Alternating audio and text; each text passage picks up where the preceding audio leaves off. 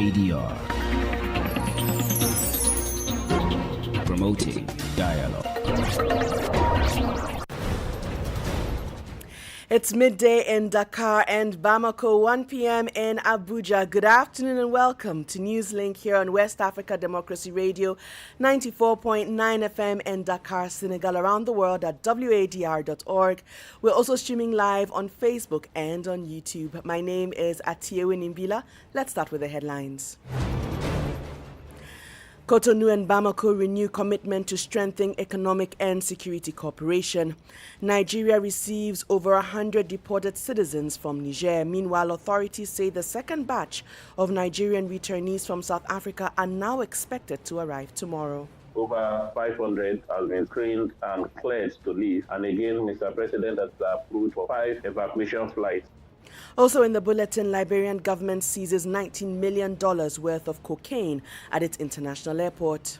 This seizure sends a strong and unmistakable message to criminal networks and traffickers that Liberia airports are secure, monitored, and uncompromised. And the Ghanaian government orders immediate risk assessment as flooding continues to ravage communities. Please stay tuned for details of these stories and many more. West Africa Democracy Radio. It's you speaking.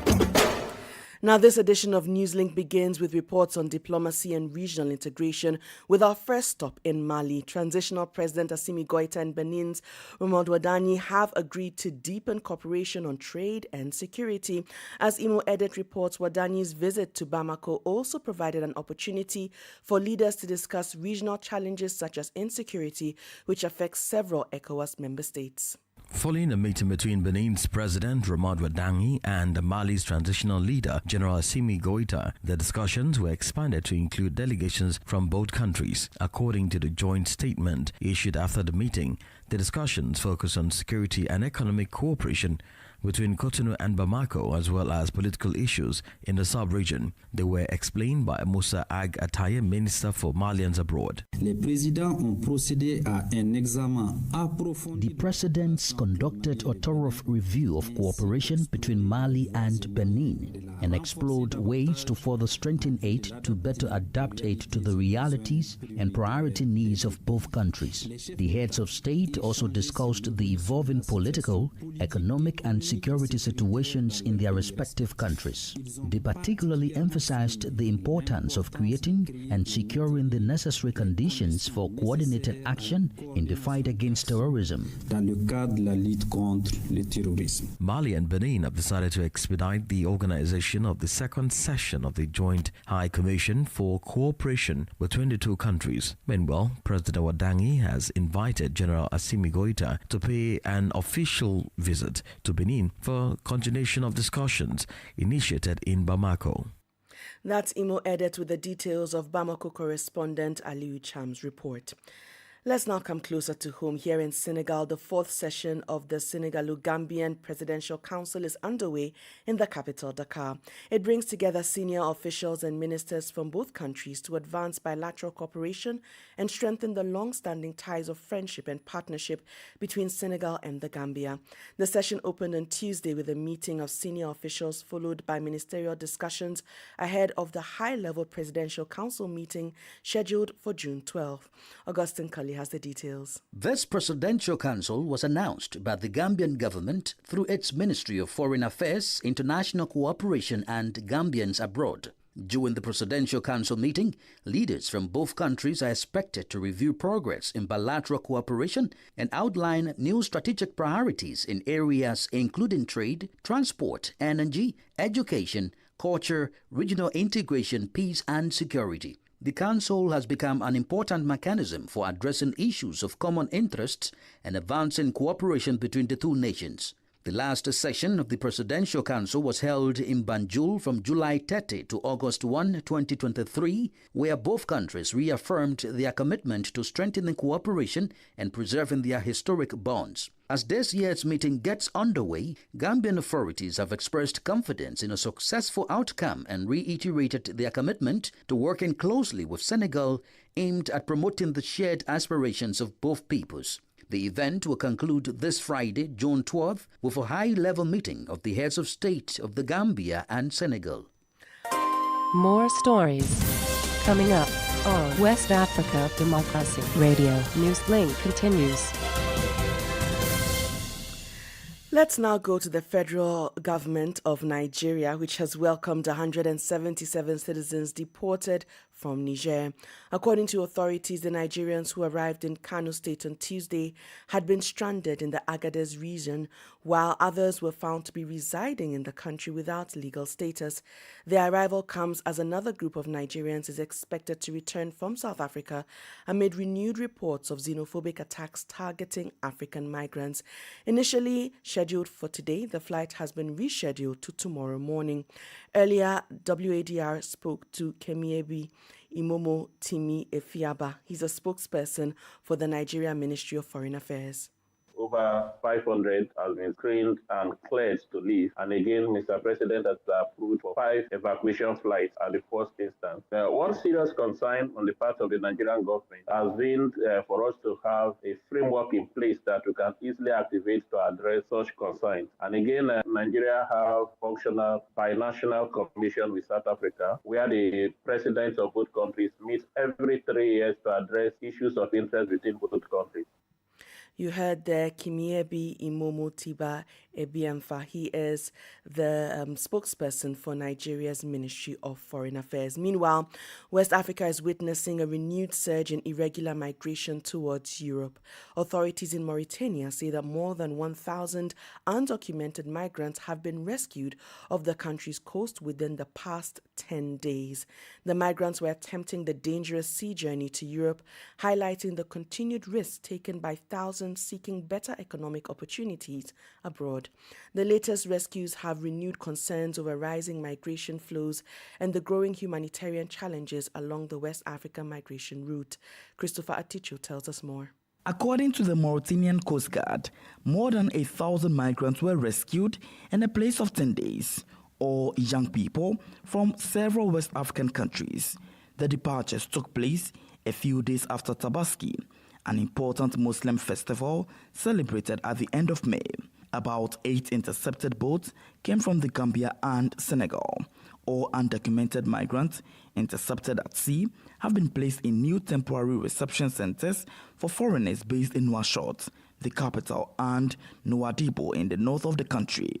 The Mauritanian Coast Guard warns of a resurgence in migration flows towards Europe via the West African coast.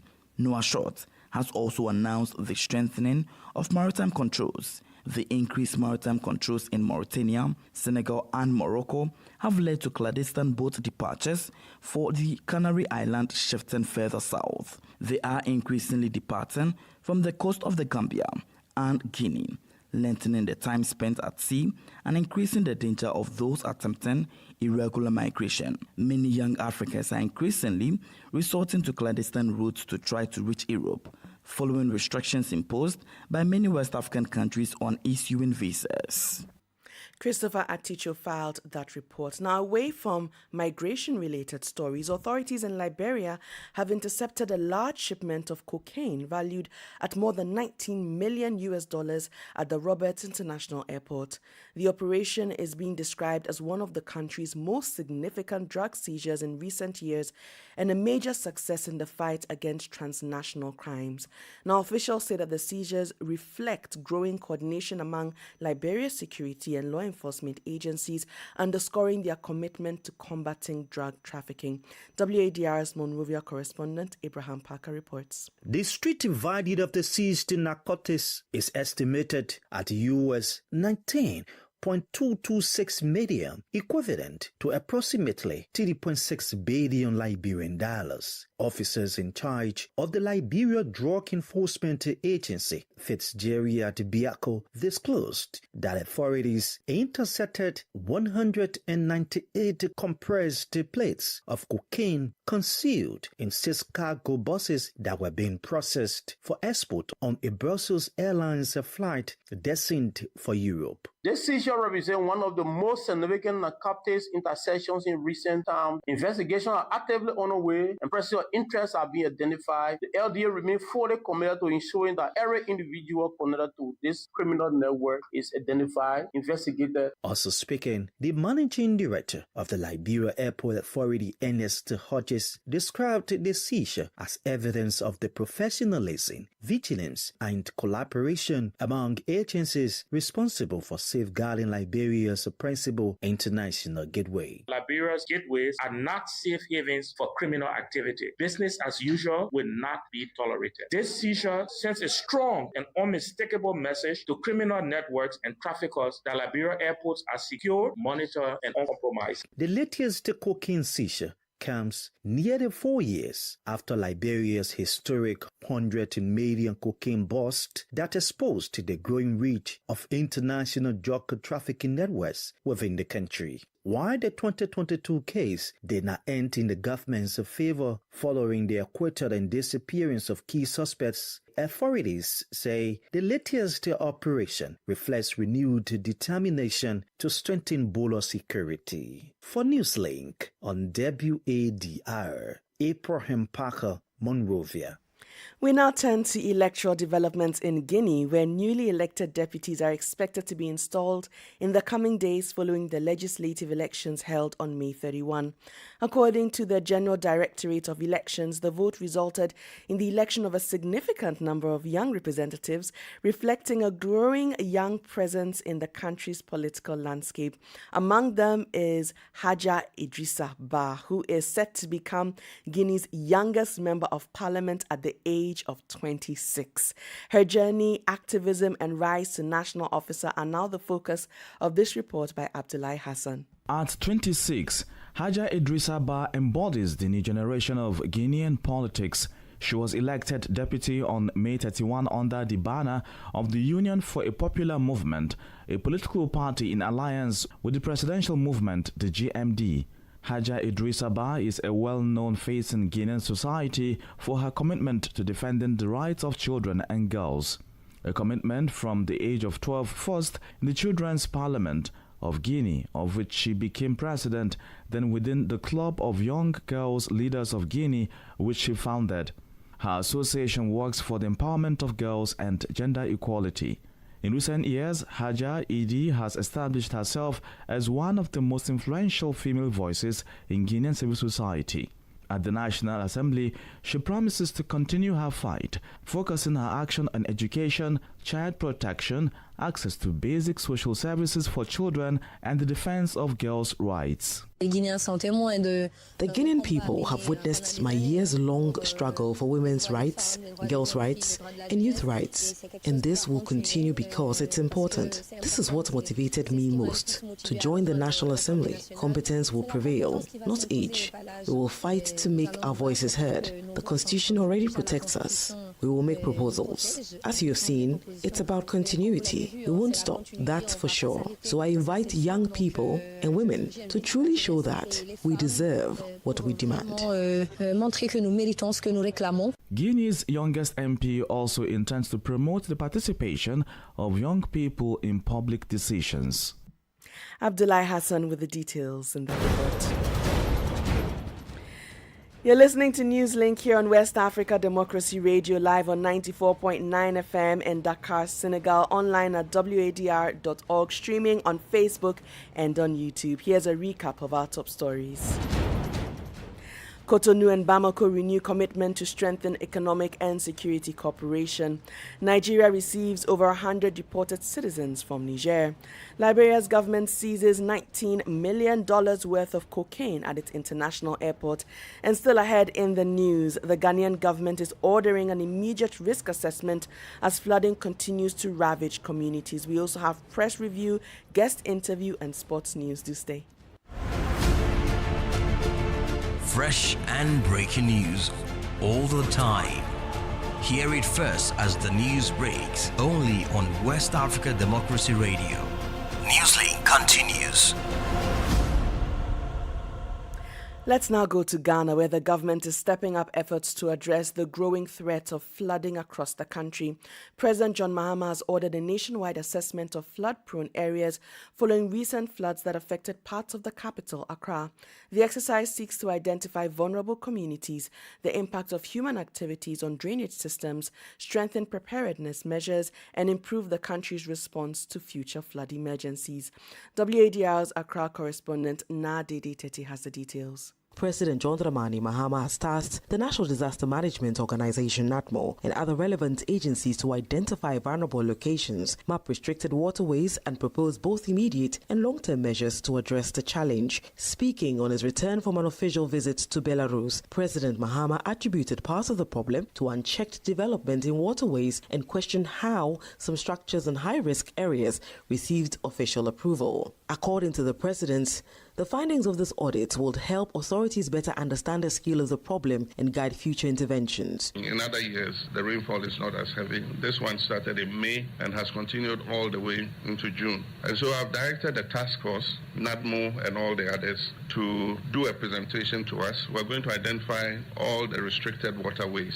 And when they have done that, I'm giving the directive that they should go ahead and do what they have to do. And I hope that when we do that, all Ghanaians would understand that it is government's business to protect the safety of all of us.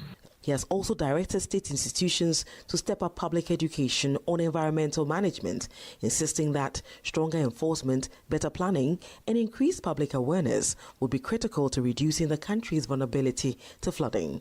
For WADR, Nadidi Tete, Accra. This is the newspaper review. Stay abreast and find out what the top stories are in your country. This is the newspaper review. The newspaper review. Today's press review takes us to Banjul, the Gambian capital, where WADR's Sandonal Mendy joins us for a summary of the trending stories on the front papers of the locals. Hello and welcome to the press review coming to you from Banjul. We begin with the Point newspaper, which is reporting that Justice Jaite rejects defense request to compel 5 witnesses in alleged rape trial. Also making headlines, U.S. charge d'affaires leaves as White House nominates a new ambassador for Banjul. And in a report highlighting development challenges, the World Bank says gender inequality continues to undermine the Gambia's economic growth and development prospect. ECOWAS is sounding the alarm over trafficking, illicit drugs and irregular migration as the regional bloc marks its 51st anniversary. Turning now to the Alcamba Times, the paper reports that lawmakers create register to track unfulfilled government pledges. The Gambia's National Assembly has adopted a resolution establishing a new standing committee on government assurances to systematically track and enforce promises made by ministers and government officials. And in the civic space, the Edward Francis Small Center for Rights and Justice has declared support for Gambians against looted assets, Ogala, endorsing a peaceful protest planned for 19 June at the NOEC headquarters in Westfield. Finally, a look at the front page of Forea newspaper. The paper reports that the National Assembly has ratified an African Union Convention aimed at combating violence against women and girls, reinforcing the Gambia's commitment to protecting women's rights and strengthening legal frameworks against gender-based violence. And on the environmental front, the first major rains of the season has brought widespread destruction to parts of the Central River region and Upper River region. And that wraps up our review of newspapers this morning. Back to you in the studios. Thank you very much, Sangdonal Mendy. He joined us to bring us the trending stories on the front pages of local newspapers. Politics, Analyses on major news, social matters, and all. This is A Guest. And our focus is on Liberia following the seizure of cocaine at the Roberts International Airport. Valued at over $19 million, the recent seizure is about the largest in the country's history and is one of many seizures in the Manu River Basin, which includes Sierra Leone. In late May, Freetown announced the seizure of 30 tons of cocaine in Sierra Leone. For more insight into the implications of these growing drug seizures and the security challenges they pose across West Africa, we're joined by security analyst Sam Cyron in Monrovia. He'll help us unpack the regional impact and what authorities are doing to counter the threat. The Manu River region has been used in the past, and for now, the intelligence sharing between the Manu River Union countries are paying off. You know, the drug cartel usually look for a soft target, and for them, for years, Guinea-Bissau other places in the region are being a soft target. But now that the intelligence sharing in West Africa, particularly the Mana River region, is in, are networking with each other regarding the movement of drugs and drug traffickers and all of those information are giving an opportunity to us in West Africa so that we can crack down and reduce trafficking and reduce consumption and make the region safe. This is not a surprise because the region, like the last administration that was 2022-23, a huge quantity of drugs were also seized in Liberia. So these acts must be commended by our brothers and sisters in the neighboring country. Drug trafficker is a sign that you will not use our region. West Africa, particularly the Mana River basin countries, will not be used as a transfer point for drugs in other parts of the world. That's basically that why it is. Does this also tell of, say, local cartel or networks in the Mano River Basin as well? Because Sierra Leone also announced in mid-May the record seizure of 30 tons of cocaine. Those drugs, if you find the destination, those drugs come from verified destinations. So it is difficult. It is not a local cartel.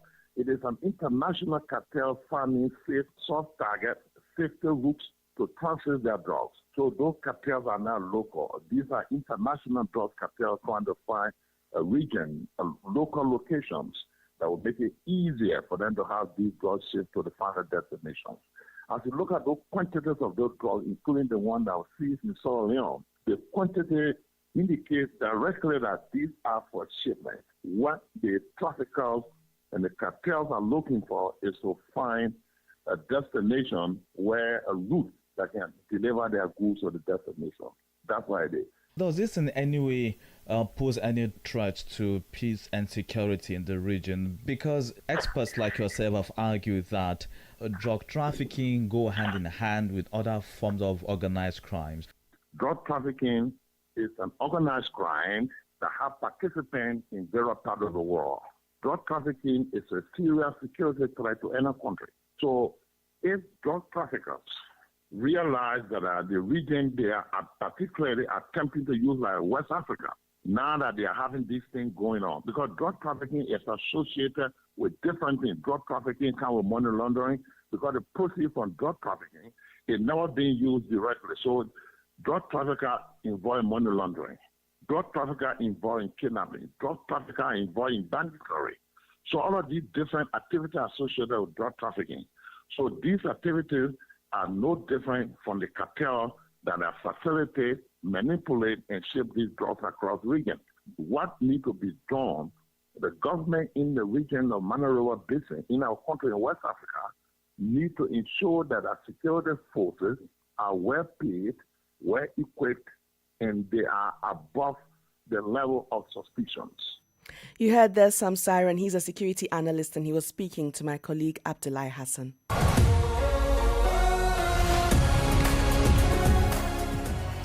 And the 2026 FIFA World Cup kicks off tomorrow as football fans across the globe unite for the biggest tournament in the competition's history. Co-hosted by Mexico, Canada, and the United States, this historic edition features 48 nations and 104 matches.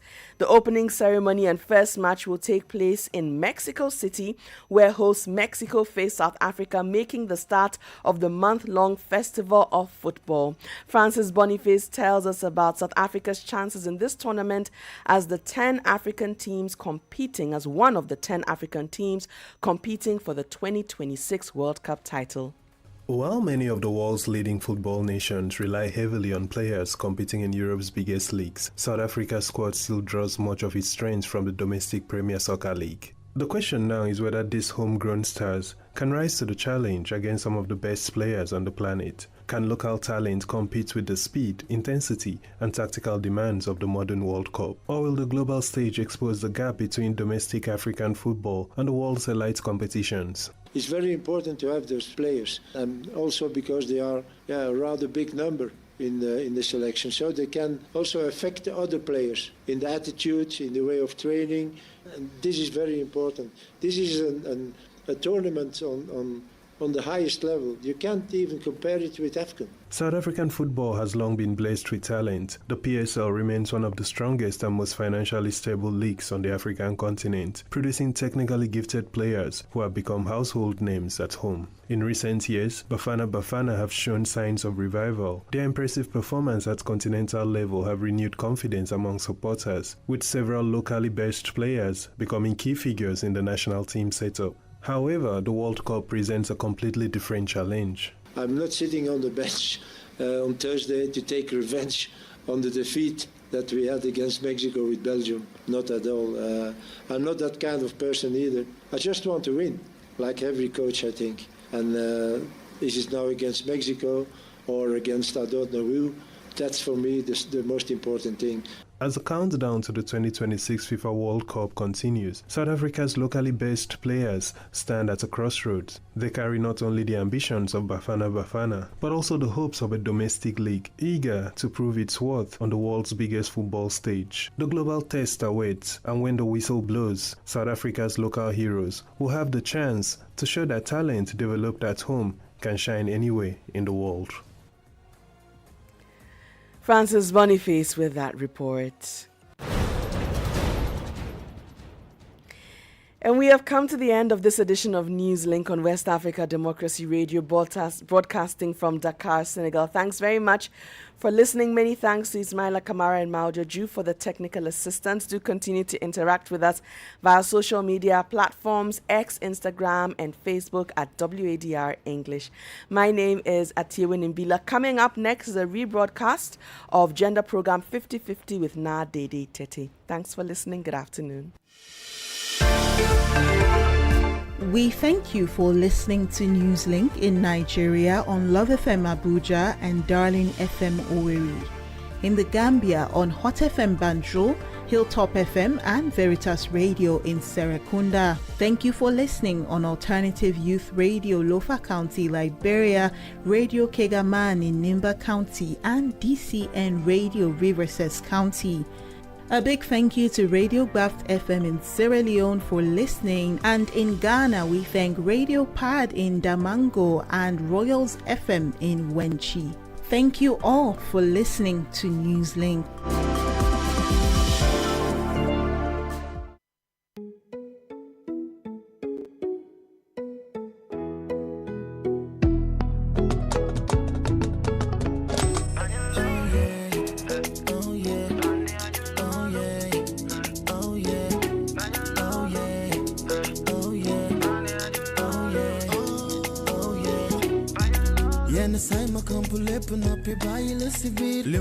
Señora nga xamne may bandi pire ciow ji bul jappé ma dof bu dé mo li dalal sa xel ma doon sa nga ka ba am li ma bëgg bu yabon nañ ma jël xam nga ca dafa neex jigéen pexe kon wéro yow bandi nga may jaay da ngay jéem ma nga go gis ma tey ne dang ma nopp ma renga foog ne dal nga ci fa wee ma moo la tax a jóg waaye da doo ko defati ma ay ci góor bu gëmul dara